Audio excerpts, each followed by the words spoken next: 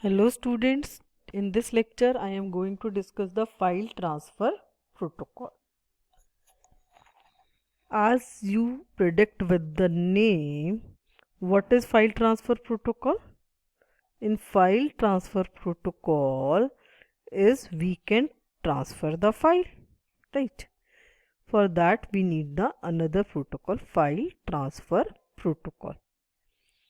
In case of file transfer protocol, we have to establish the TCP/IP connection for copying the file from one host to another. All of you have used this protocol many times. All of you are using the Moodle server of your college.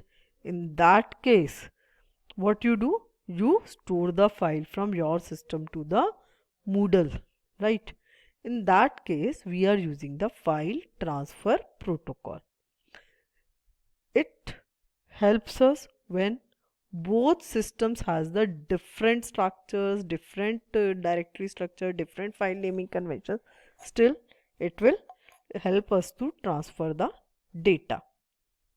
In case of FTP, what we have to establish the two connections.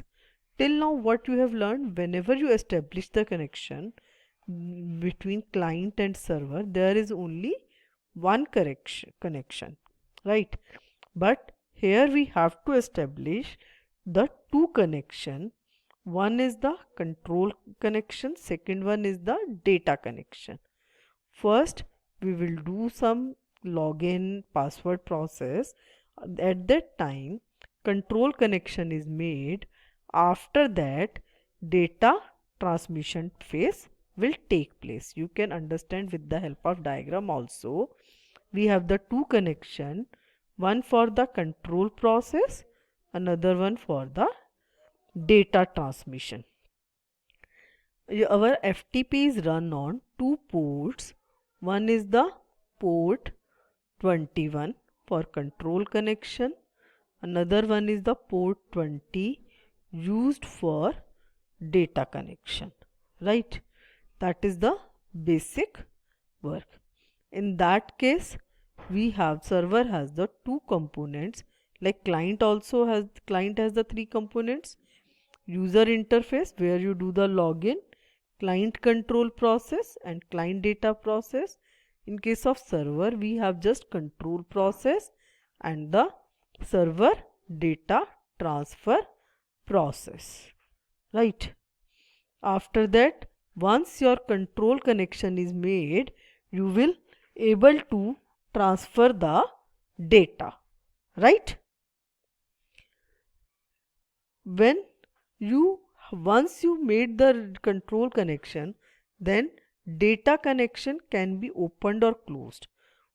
I gave you the example when you do the login on the Moodle. In that case, you can whenever you want to upload the file, only at that time data connection will be active. Data connection process is not the continuous process.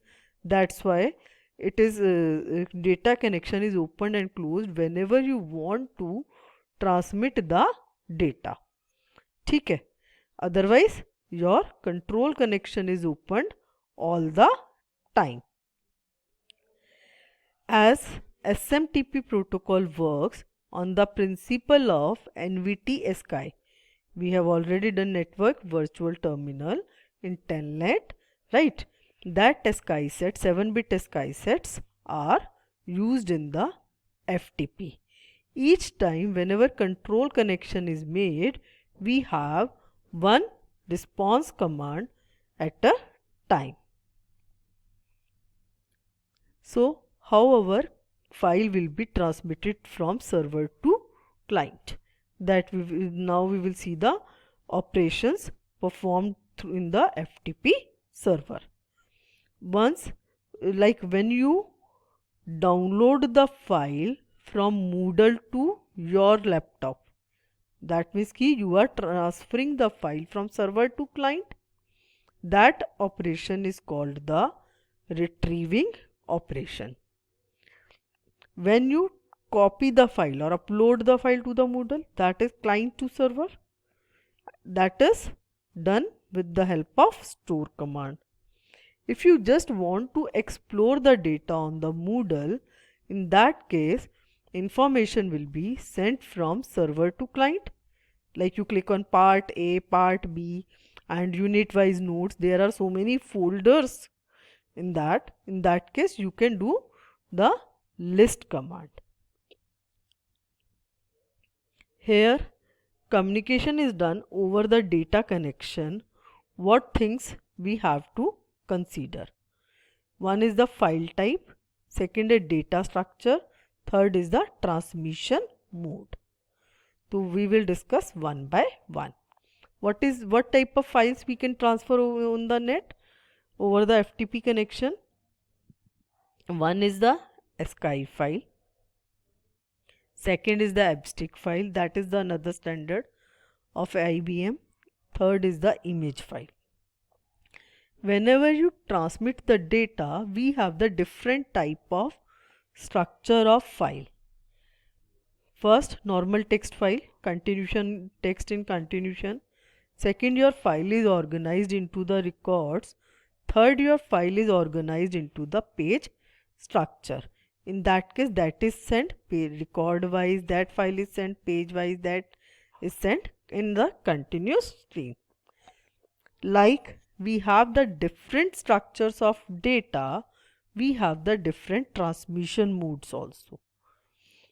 By default, our data is transmitted in the stream mode, right? Data are delivered from FTP to TCP as a continuous stream of bytes, as you see when you do the TCP protocol, right? What TCP do? TCP divide. TCP is a transport layer protocol. It receives the continuous number of bytes from the application layer and divided into the segments, right? In that case, there is no need for the end of file. Once you made the connection, your data will be transmitted. But if you have the file in the form of records, then you have to send the 1 byte of record, end of record. If you are sending the file page wise, then you have to send the 1 EOF character. Second mode is block mode. In that case, data is transmitted into the blocks. That is also a kind of a segment, but here we have in segment you can say we have the number of blocks. Then each block is preceded by a 3 byte header. The first byte is called block descriptor and next 2 byte is the size of block. Block descriptor represent your block. Third one is the compressed mode. In this, file is compressed.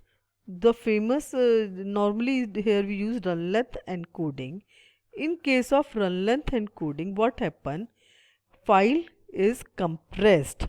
How file is compressed? If we have the continuous same patterns, then that will be suppressed and number of repetitions will be replaced by the only one occurrence. In binary files, null characters are usually compressed. These are the different modes from which we can transmit the data. That is over to FTP. Thank you, students.